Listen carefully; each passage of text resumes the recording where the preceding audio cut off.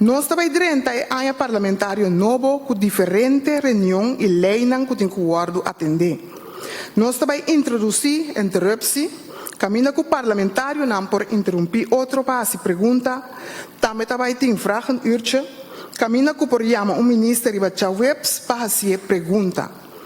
Dentro a parlamentário novo, nós também tem reunião tocante de segurança em tráfico, decolonização, emancipação de nosso país, refineria, produção de nossa mesma comida, dolarização do país Corsol, para mencionar algum.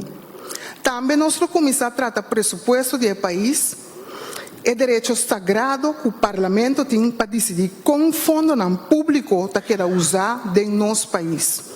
Quanto sem nos que para na ensinança, manutenção de nossa carretera, assunto social, justiça, etc. Tá aqui dentro e dor de cada de bolso e costam eita que decidir e executar depois para o governo.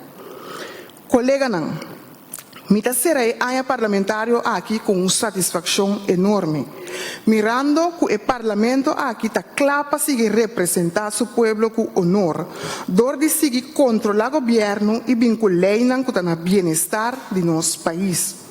Não laga esse unido não controle desviar-nos. Nós que está sentados aqui dentro junto, sabe quanto custa passando de verdade.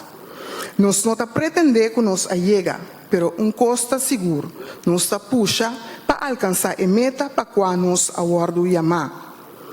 Me quero agradecer a todos os membros do Alto Colégio aqui para o trabalho e serviço na nossa comunidade nesse período aqui. Também me quero agradecer ao governo para seu aporte no ano legislativo aqui.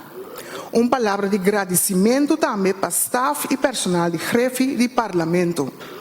O colégio aqui está funcionando bom, devido a cada de bolsos seu bom trabalho. Tapecei nós introduzir aqui avaliação de função, optimalização de nosso aparato para cada de bolsos seguir funcionar de ambiente sano, com capacidade no lugar correto.